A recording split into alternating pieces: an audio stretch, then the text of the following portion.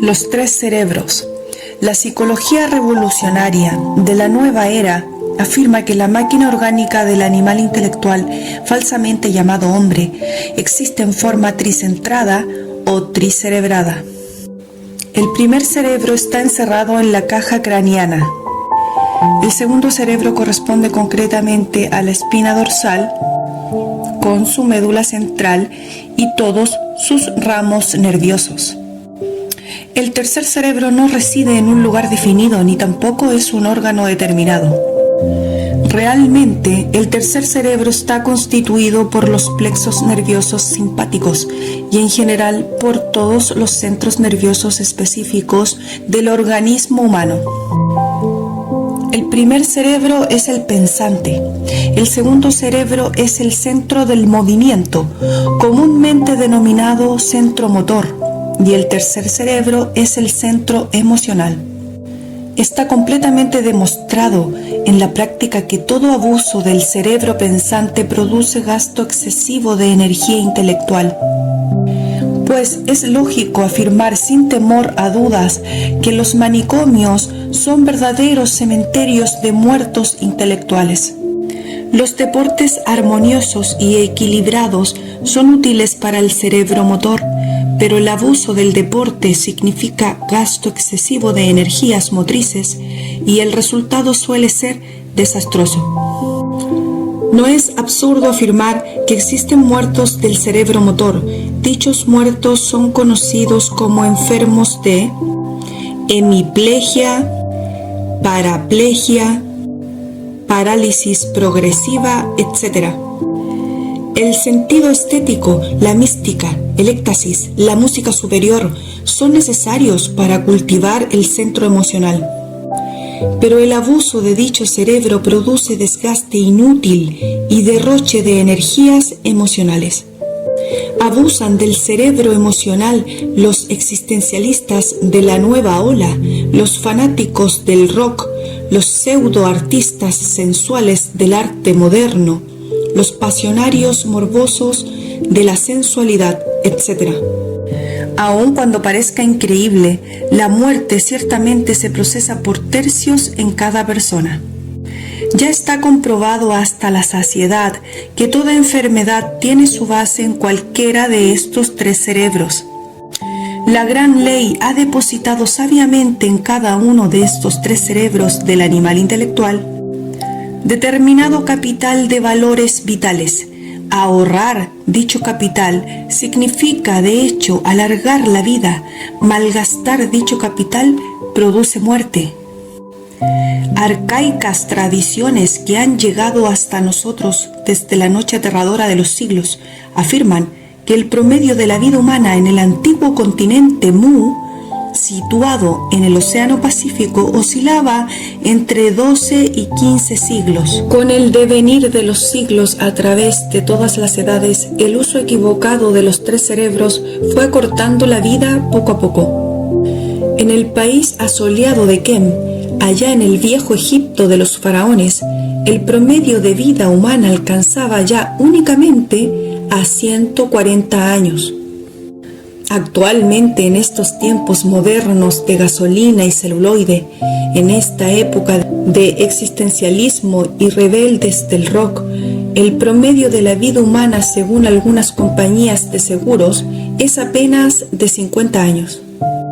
Los señores marxistas-leninistas de la Unión Soviética, fanfarrones y mentirosos como siempre, por ahí andan diciendo que han inventado sueros muy especiales para alargar la vida, pero el viejito Khrushchev todavía no tiene 80 años y tiene que pedirle permiso a un pie para levantar el otro. En el centro del Asia existe una comunidad religiosa constituida por ancianos que ya ni recuerdan su juventud. El promedio de vida de esos ancianos oscila entre 400 y 500 años. Todo secreto de larga vida de estos monjes asiáticos consiste en el sabio uso de los tres cerebros. El funcionalismo equilibrado y armonioso de los tres cerebros significa ahorro de valores vitales y, como lógica consecuencia, prolongación de la vida. Existe una ley cósmica conocida como igualación de las vibraciones de muchas fuentes. Los monjes de dicho monasterio saben utilizar dicha ley mediante el uso de los tres cerebros. La pedagogía extemporánea conduce a los alumnos y alumnas al abuso del cerebro pensante, cuyos resultados ya conoce la psiquiatría. El cultivo inteligente de los tres cerebros es educación fundamental. En las antiguas escuelas de misterios de Babilonia, Grecia, India, Persia, Egipto, etc., los alumnos y alumnas recibían información íntegra directa para sus tres cerebros mediante el precepto, la danza, la música, etc., inteligentemente combinados. Los teatros de los antiguos tiempos formaban parte de la escuela. El drama, la comedia, la tragedia, combinados con la mímica especial, la música, la enseñanza oral, etc., servían para informar a los tres cerebros de cada individuo. Entonces, los estudiantes no abusaban del cerebro pensante y sabían usar con inteligencia y en forma equilibrada sus tres cerebros. Las danzas de los misterios de Eleusis en Grecia, el teatro en Babilonia, la escultura en Grecia, fueron siempre utilizados para transmitir conocimientos a los discípulos y discípulas. Ahora, en estos tiempos degenerados del rock, los alumnos y alumnas confundidos y desorientados andan por la senda tenebrosa del abuso mental. Actualmente no existen verdaderos sistemas creadores para el armonioso cultivo de los tres cerebros. Los maestros y maestras de escuelas, colegios y universidades solo se dirigen a la memoria infiel de los aburridos estudiantes que esperan con ansiedad la hora de salir del aula. Es urgente, es indispensable saber combinar intelecto, movimiento y emoción con el propósito de llevar información íntegra a los tres cerebros de los estudiantes.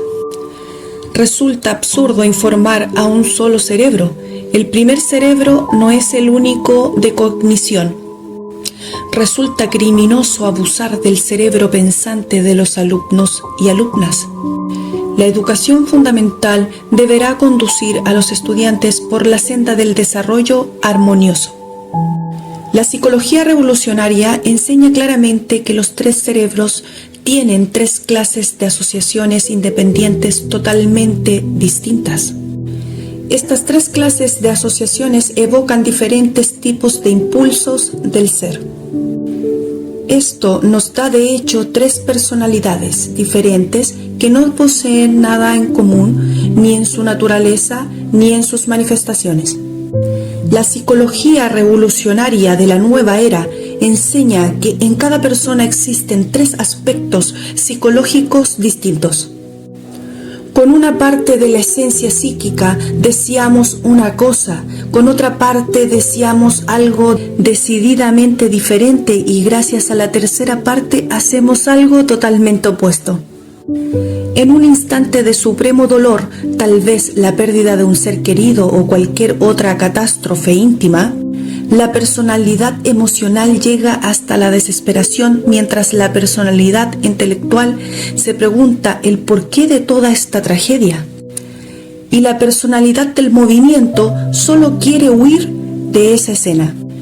Estas tres personalidades distintas, diferentes y muchas veces hasta contradictorias, deben ser inteligentemente cultivadas e instruidas con métodos y sistemas especiales en todas las escuelas, colegios y universidades. Desde el punto de vista psicológico, resulta absurdo educar exclusivamente a la personalidad intelectual. El hombre tiene tres personalidades que necesitan urgentemente la educación fundamental.